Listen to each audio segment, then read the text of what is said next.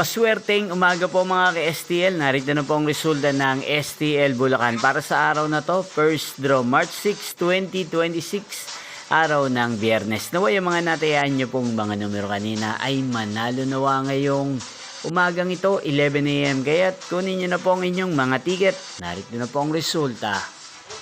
Ang mga numerong nanalo sa STL Bulacan ngayong umagang ito, March 6, 2026, 11 AM. First draw result, 35 at 2 in exact order. Again, 35 at 2. At ngayong umagang ito sa STL Bulacan, natin pong i-shoutout si Ate Mika ng Bulacan. Shoutout po sa inyo, Ate Mika. Sana po ay nasa maayos kayong kalagayan.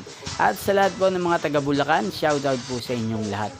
Inyo pong napanood ang resulta ng STL Bulacan. Magkita-kita pong muli tayo mamayang 4 PM. Thank you for watching.